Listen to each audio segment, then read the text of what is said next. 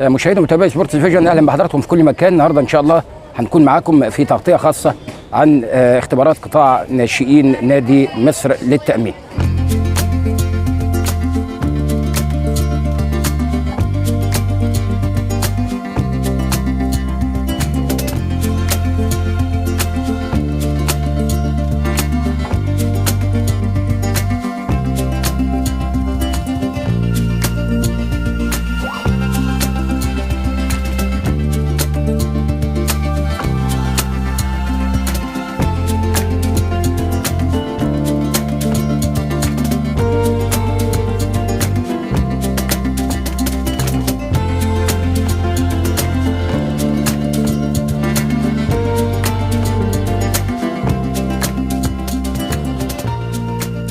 برحب بحضراتكم، وطبعا بنتشرف بحضور رئيس اللجنه المنظمه لاختبارات داخل نادي مصر للتأمين كابتن اسامه عبد العال. اهلا بيك. اهلا بيك يا فندم، الله يخليك. شرفنا ونورنا كابتن مصر. الله يخليك ربنا يخليك. كابتن اسامه من القامات الكبيره في عالم التحكيم المصري، ربنا سبحانه وتعالى يمتعك بالصحه والسعاده يا كابتن مصر.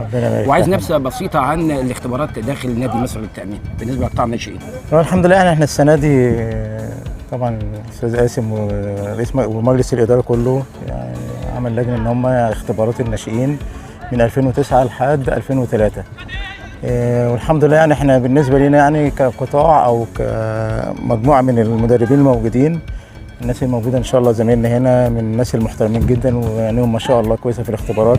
عشان كده بدانا نعمل اختبارات وبدانا ناخد المراحل السنيه من 2009. من 2009 خدنا اول حاجه لحد 2003. وللامانه يعني اول مره يجي لنا مواهب كويسه جدا.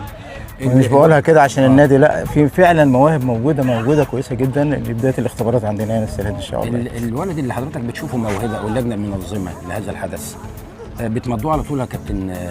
هو ليه السماره طبعا بتبقى كابتن محمود هو بيعمل له السماره اللي هي السماره الاولى، يعني ان هو يبقى ليه تصفيات وان شاء الله دي هنبداها بعد العيد.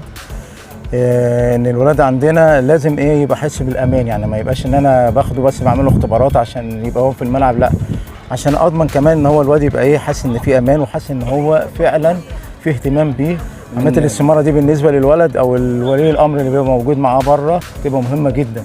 ان هو بيبقى مطمئن، بيبقى في ثقه وبيبقى في ثقه كويسه جدا في النادي، يعني بيأدي على اكمل لا وما شاء الله ومطمئن، يعني هو بيعملها هو مطمئن، مش ما فيش حته ان هو الان ده انا اعمل اختبار وامشي، لا، هو مطمئن ان هو يكون موجود. ورخص ان احنا ما بنعملش الاختبار مره واحده بس، احنا من 3 اختبار وبعد كده محددين ان شاء الله احنا يوم الخميس الجاي اللي هم المجموعه الكويسه جدا اللجنه اختارتها.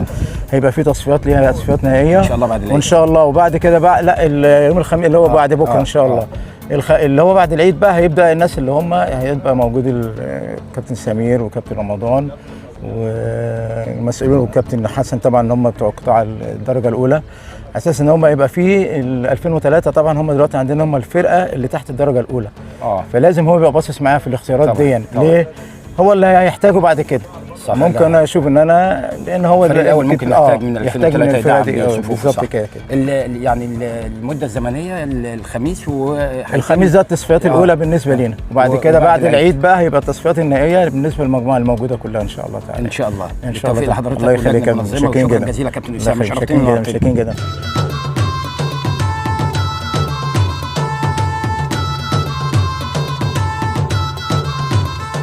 قدمنا لحضراتكم تغطيه خاصه من داخل نادي مصر للتأمين عن اختبارات قطاع الناشئين بنادي مصر للتأمين. شكرا جزيلا لحضراتكم مشاهدي ومتابعي سبورت فيجن، الى ان نلقاكم ولقاءات اخرى باذن الله تعالى. سلام الله عليكم ورحمته وبركاته.